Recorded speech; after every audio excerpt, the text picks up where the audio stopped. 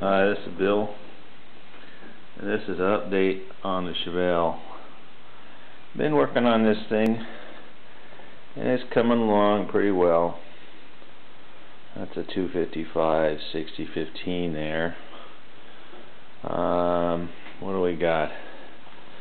Well, that's a 12 bolt, 373 gears, Eaton Posi. It's coming along okay. I had to have it redone. There were some problems in the assembly. That's all good to go now. We got 4-piston disc brakes behind those wheels back there. Bilstein shocks. It's a Hotchkiss TVS system, and we're looking for some pretty nice handling. Of course, it's a dual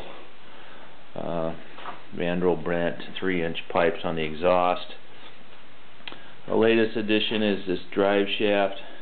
It's 1350 strange yokes on there, super strong 1350 U-joints and 3.5-inch shaft. The mufflers are set in temporarily. They're going to have to go back underneath that cross member probably another 3 or 4 inches, and of course they'll be set in. They're just temporary clamped in lightly now. Of course, we have that brace down there on the bracket for the lower trailing arm. That's going to add tremendous strength, as is that little strut between the bracket and the cross member there. You can see some of the fuel lines coming in. That one through the cross member or bulkhead is actually a main pressure line, and that other one is the return line, low pressure. Over that is a fiberglass heat shield, good for 1100 degrees without any problem, for the protection around the frame and the muffler heat sources. Down that right side, you can see I haven't finished the lines, but they'll be protected and tucked in and bracketed in. There's the fuel filter, and you can see how I've routed the fuel lines up and over that tranny cross member, because there's a lot of heat going to come off that header right there, come in. That's a level 3 bow tie overdrive 700 R4.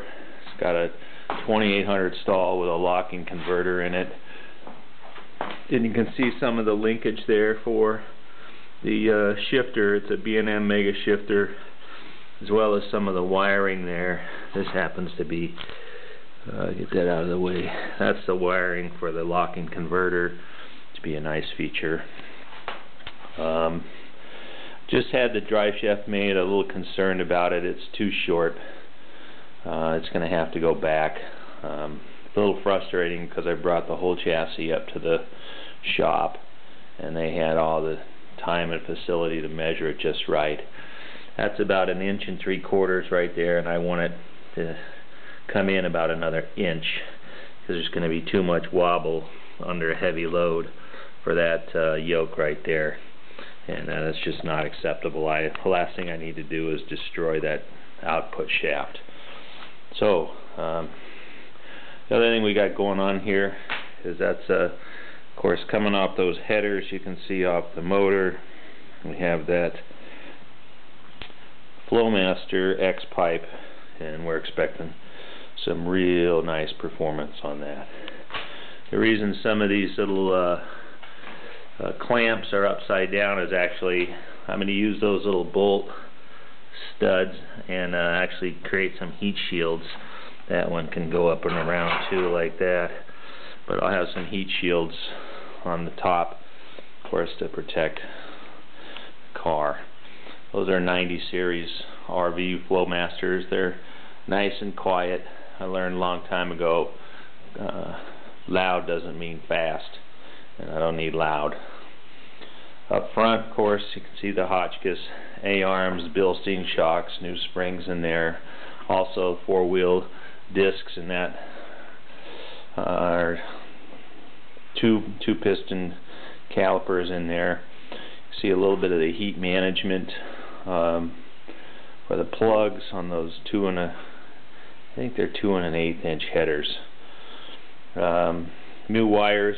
Haven't got them set in, but they'll be nice and tidy, tucked around the back there, looking really good. And of course there's a lot of wiring in here for the fuel injection rail. We got the oil temperature sender right down there. It's kind of hard to see. Down underneath there we got the oil pressure sensor, and of course right there front, coming up that wire, is part of the water temperature sender. I'm going to wire this up for some running of the motor in the chassis. I'm getting ready to light it up here pretty soon. Questionable on that radiator whether it's going to be big enough. I put a bigger fan on it. You can see there that's a 19-inch blade fan. Hopefully that'll be sufficient, but I'm not holding my breath. It's the front of the motor. Got an oil cooler on there for the motor. Adds a little capacity.